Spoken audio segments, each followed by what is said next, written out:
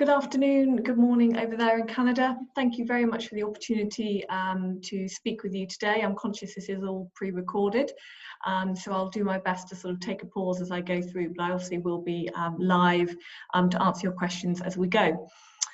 So a big thank you to Nuffield again for the opportunity to explore this topic where corporate meets family and business. And also thank you to the Trehane Trust as well for sponsoring me. Just an introduction to myself. I'm Alexa Parker. I grew up on a family farm in the southwest of England called Cornwall. And I'm actually the only one that doesn't work in the family business. I actually work for a company called Saputo Dairy UK. Saputo, a company you're all very familiar with, I'm sure, acquired Dairy Crest back in 2019. April 2019, and my role there is procurement lead for milks. I'm responsible for about 580 million litres that goes into our David Stowe creamery in Cornwall, where we produce the #1 cheddar brand Cathedral City cheese. So that's enough about me, and I'm going to start going through the presentation. So I always start with a question. How much do you really care about your family? When I start to talk about governance, sometimes it sometimes it makes people want to switch off. But on a more serious note, if we don't have structure, discipline and systems in place, how do we move forward as a group of people, as a family or as a business? I also just want to share why this topic is quite important to me. There's three reasons really. One being my role, which I've just talked about. It takes me from the boardroom where I might be presenting to the exec committee, right through to the kitchen table where I might be having a discussion with a farmer. Now, we've both got, right the way through the supply chain, we've got a common goal, and that's to produce top quality food to meet consumer demands, to return a profit. But what I have found in my experience to date is that the two methods for achieving this common goal can be really quite different from a family business versus a corporate. Secondly, my husband, who left the corporate world to return to his family business. And thirdly, farming is changing. I don't need to tell you that, all around the world, and the expectation on the farmer is also changing.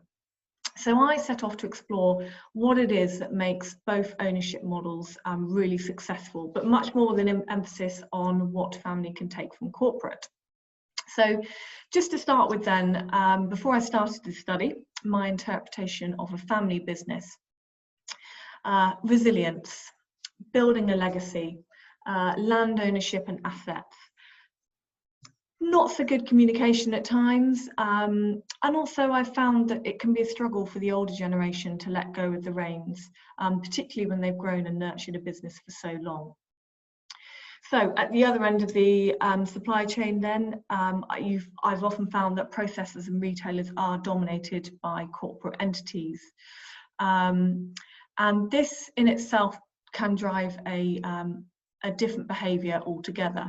So my interpretation of a corporate business then would be communication, again, very structured, very documented. I've been very fortunate to have lots of training and development in understanding how to manage and lead a team, how to build strategy, and more importantly, delivering objectives and delivering a profit for the company. And finally, and again, really importantly, being held accountable to my boss or to a board of directors. So I set off on my travels. I was really fortunate to go far and wide. I've started in Europe, where I visited some smaller family dairy farms in Ireland and in the Netherlands, followed by New Zealand, where I spent 3 weeks. And actually the timing here couldn't have been more appropriate with going through such a massive cultural change in farming, both socially and environmentally. So not dissimilar to some of the challenges we are facing in the UK and also around the world. And then on to the USA. So I've visited California, Colorado and Texas, and wow, this really opened my eyes to family business on scale. And finally, ending with the UK, steeped in tradition and heritage. I'm actually really pleased I left this till last, because it really made me appreciate and value how lucky I've been to grown up in a family business, and how that's really set me up to do any career, or to do, you know, to really thrive in the career or in a corporate company. And I really was blown away by how welcoming people were around the world, and really wanted to talk about this topic and how relevant it was for them at this point in time, while things continue to change all around us. The other one was, and this is a really minor point actually, before we sort of get into talking about governance, but I'm sure you're all familiar with the saying, clogs to clogs in 3 generations. I just wanted to dispel this old saying from the last 19th century, because I didn't realise until I went to my study how much it's really still at the forefront of everyone's minds today. And I came across a really good example when I was chatting to a member of a family who own a large nursery in California. And we were discussing about the business and strategy and future direction and how they make their decisions, etc.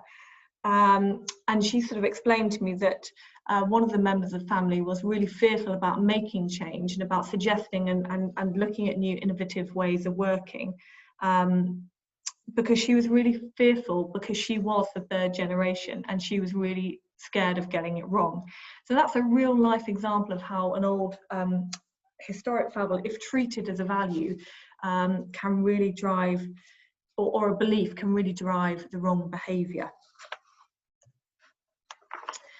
So now I just want to talk to you or take you through a couple of examples where introducing governance into a family business can be really magical.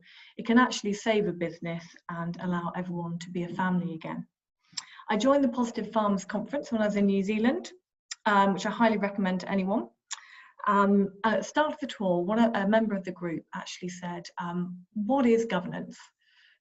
Great question, actually, because we've all probably got a completely different interpretation as to what governance is or what that means. Some of you might be picturing men and women in a boardroom in suits. I could read from the dictionary, but actually I really like the way Pete Morrison described it, ironically, as we toured his farm by air, as you can see from the photo here. He said you can't run a business, review its progress, and grow a business all at the same time. As we say in the corporate world, take a helicopter view from time to time. Is your business going in the direction you want it to? If not, why not? So governance is really about stepping back and wrapping the right level of control around things and allowing yourself time to see the bigger picture. I asked Pete when he made this change, and he told me that he wished he'd made this change 10 years ago. I asked him what stopped him. And he said he just loved doing the doing and the day job, and he didn't realise quite how much it was holding the business back. And it wasn't giving him enough time to look forward into the future. But equally, he said finding the right people to bring into the business to support you in putting governance in place is equally important, because not everybody is the right fit. So here's another way to look at governance in a family-run business. And this is about bringing in external support. So Rakai Island, again, another family business, a large family operation actually in Canterbury. They comprise of 6 dairy units owned by the Turner family. A really lovely, fantastic family. I so enjoyed visiting them. And again, they're incredibly open to some of the changes that they've made and why. So they've grown significantly in the last 10 years through land acquisition. And so they recognise that change was required to meet evolving economic environment. But in this process, they actually also acknowledged that there was a skill gap within their family, and that and this is when they made the choice to bring in some external support, a CEO to fill that gap. So they could do and continue to do what they loved most, which was farming. So the gap was about creating a strategy and looking at how the business can grow into a different direction, challenging them, but also holding them accountable through regular board meetings. And it worked beautifully, and they did find the right person to join the business, a CEO who recognised his role as harnessing the knowledge and experience of them as farmers. Now, what I'm not saying is that everybody needs a CEO in their business, or external person, but what I am saying is that it's healthy and okay to look at the skill gaps within a family business, look up and look out, and see what support you can get.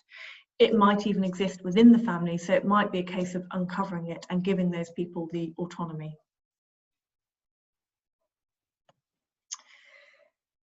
So, the Castlevicks. I met the Castlevicks, Kent and Danelle, in Denver Airport in Colorado. And one of the first things that Kent said to me when I arrived was that we're so pleased you've come to visit us, as your topic really validates what we're trying to achieve here in our business.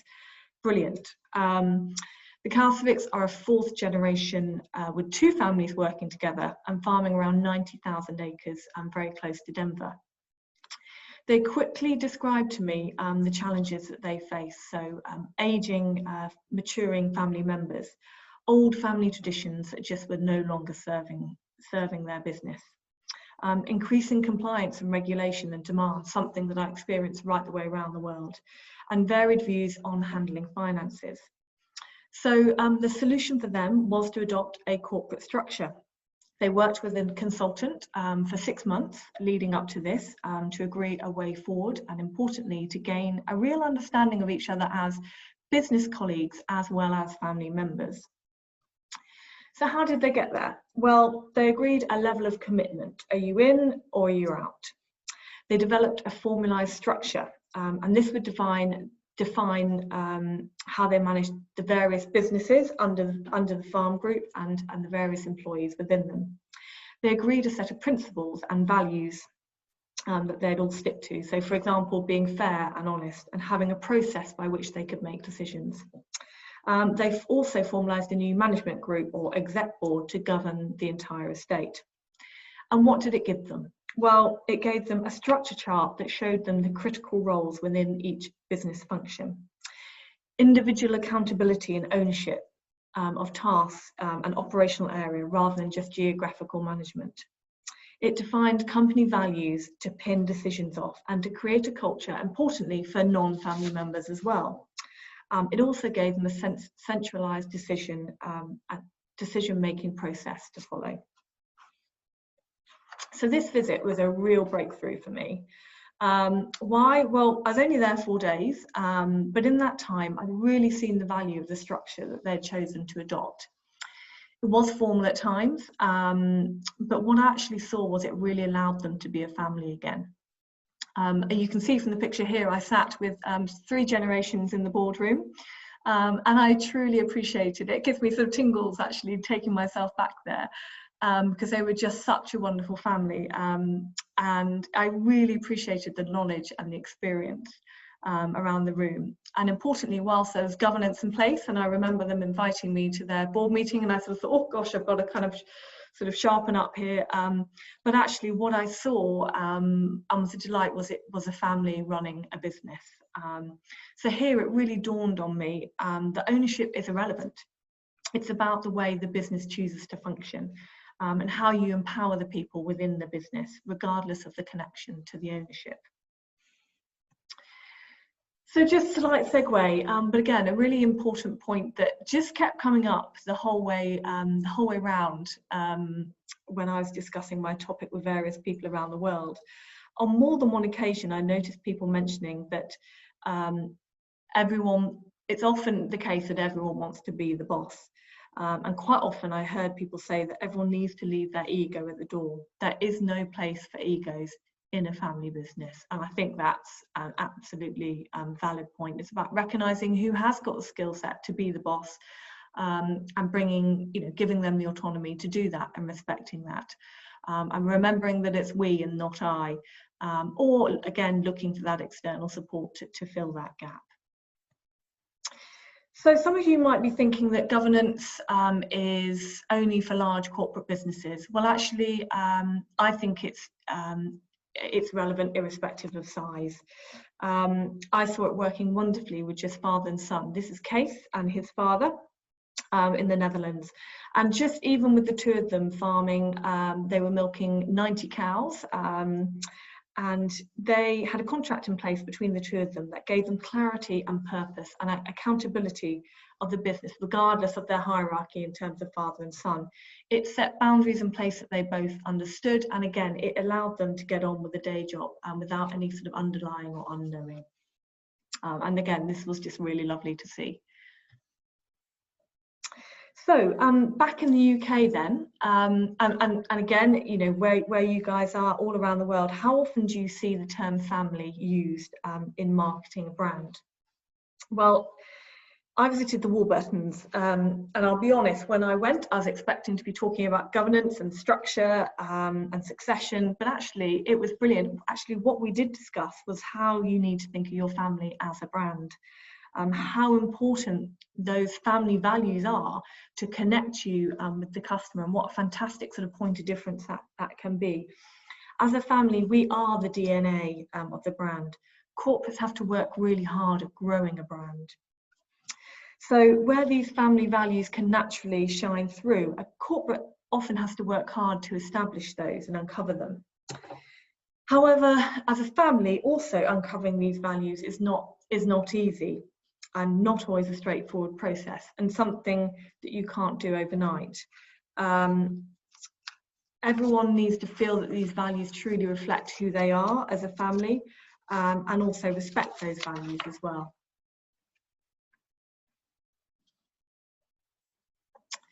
So with this slide, I just wanted to show you the first stage of creating a family business plan, and that is to create a set of combined values. Again, I'm going back to Ricciar Island here, because everything they did, it wasn't overcomplicated.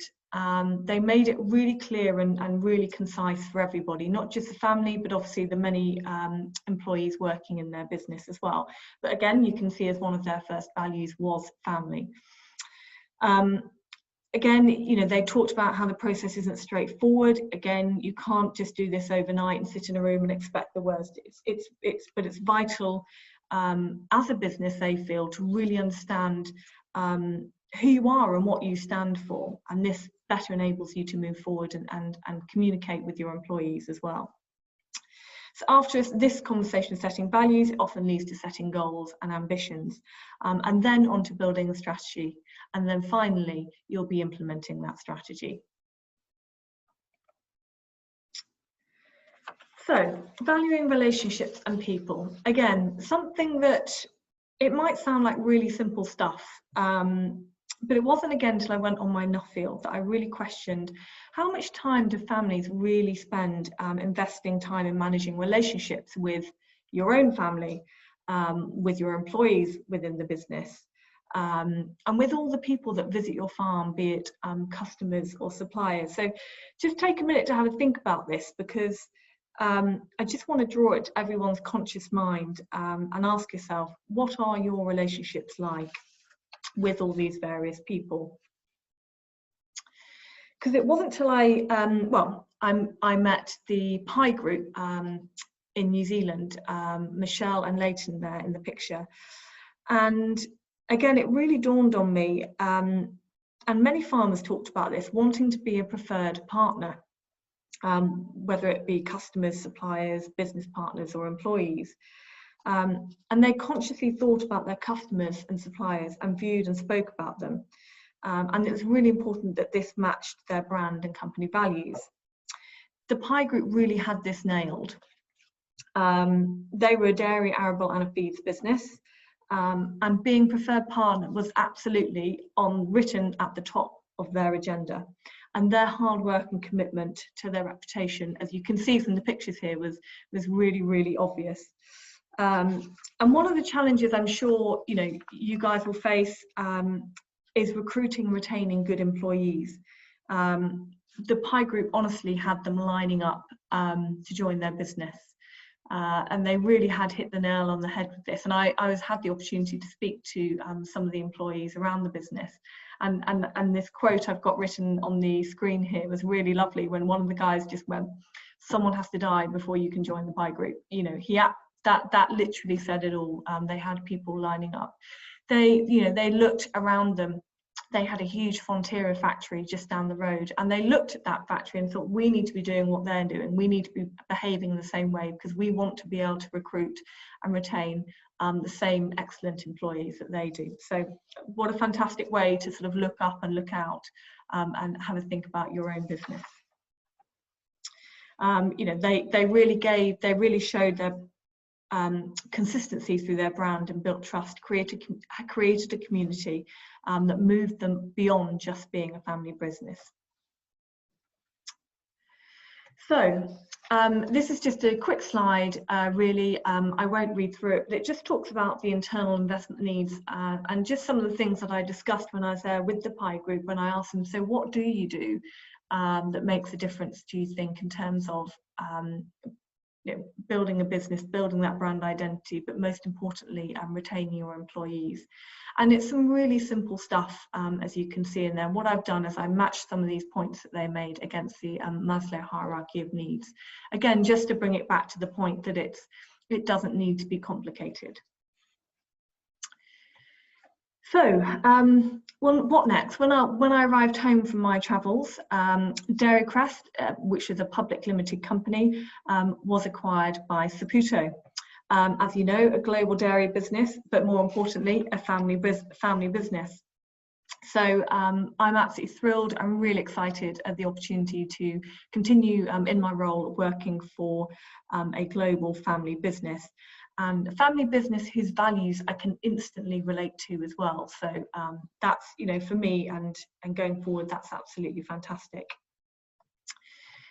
And I don't think I really appreciated actually until now, until kind of going through this study and having the time to reflect on it when you get home and writing my report, which everyone can access online. I don't think I appreciated having grown up in a family business and the deep-rooted values that has set me up and actually have enabled me to thrive in the corporate world, interestingly. And you'll also be pleased to know that my assumptions have changed somewhat from when I started this journey. So family business, I think, can have everything a corporate business can have and more. How? Well, I think it's about learning to value each other's strengths and weaknesses, and don't be afraid to bring in external support to fill those gaps. It doesn't change the meaning of being a family business. Building and relying on structure and governance when you really need to anchor through those hard times. Again, regardless of size of your business, it really can be vital. Having a vision and a strategy to help sustain a business, it again provides an anchor. It creates belonging for those family members and those non-family members. It can see you through difficult times. Equally importantly, in family business, it's a process that you go through to create it. Families need to invest time in this and to really see the benefits. Think of your family as a brand. It doesn't matter how big the company is. Nurturing your brand as a family is the bit that I think really, from what I've learned, really brings you the success. Question why you do and what you do. Don't think about it too much, and enjoy the journey. And remember that nothing stays the same forever. And just to leave you with one final point, which is always take care of the greatest asset, which is your family. Thank you very much, and I look forward to answering your questions.